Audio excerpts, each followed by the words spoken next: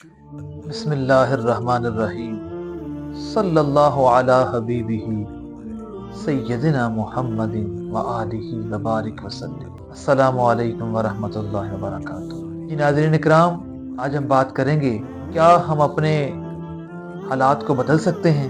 کیا ہم اپنے معاملات کو بہتر کر سکتے ہیں؟ کیا ہمارے پاس یہ اختیار ہے کہ ہم اپنے حالات کو بہتر کر سکیں؟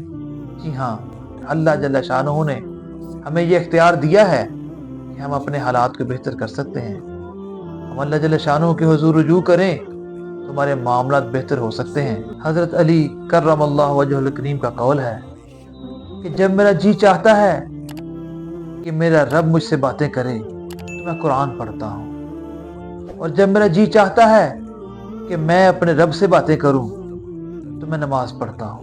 یہ صحابہ کرام رضوان اللہ تعالی علیہم اجمعین کے قول ہمارے لیے مشعل راہ ہیں۔ تو آئیے اب ہم قرآن سے پڑھتے ہیں کہ اللہ جل شانہ ہمیں کیا ارشاد فرماتا ہے۔ ان اللہ لا یغیر ما بقوم حتی یغیروا ما بانفسہم۔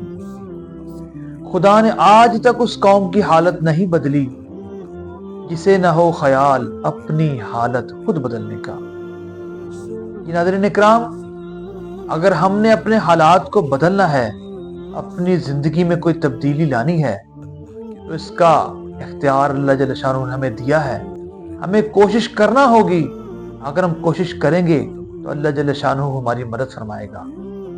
اگر ہم کوشش ہی نہیں کرتے تو یہ ممکن نہیں کہ اللہ جل شانہ ہماری مدد کرے، کیونکہ اللہ جل شانہ نے قرآن کریم میں ارشاد فرما دیا کہ اللہ جل شانہ اس کی مدد فرمائے گا جو اللہ جل شانہ سے رجوع کرے گا اور کوشش کرے گا اپنے حالات کو بدلنے کی۔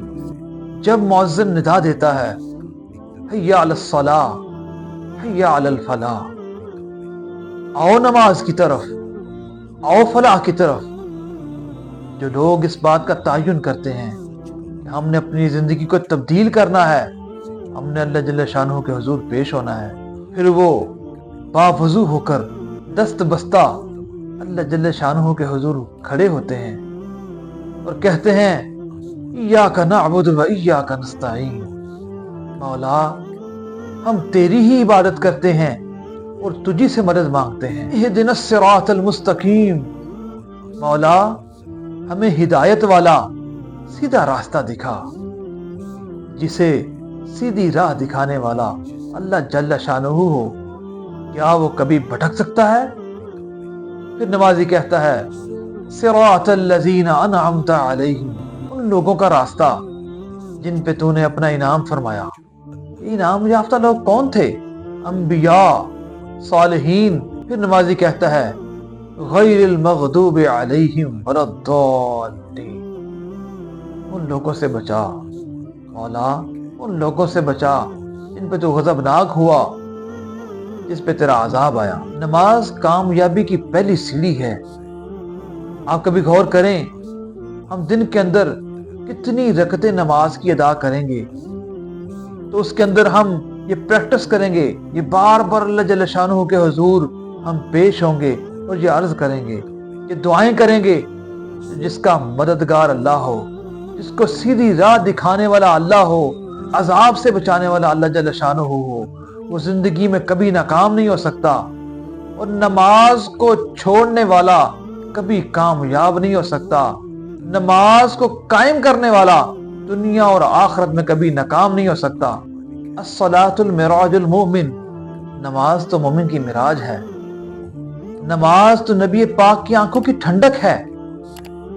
پھر دیر کس بات کی، اٹھ باندھ کمر کیوں ڈرتا ہے، پھر دیکھ خدا کیا کرتا ہے۔ نماز پنجگانہ کی عادت اپنی زندگی میں ڈال لیجئے۔ نمازی کبھی دنیا اور آخرت میں ناکام نہیں ہو سکتا، اور نماز کو چھوڑنے والا دنیا اور آخرت کے کسی میدان میں کامیاب نہیں ہو سکتا۔ اپنی دعاؤں میں مجھے احسان الہی کو یاد رکھیے گا۔ السلام علیکم ورحمۃ اللہ وبرکاتہ۔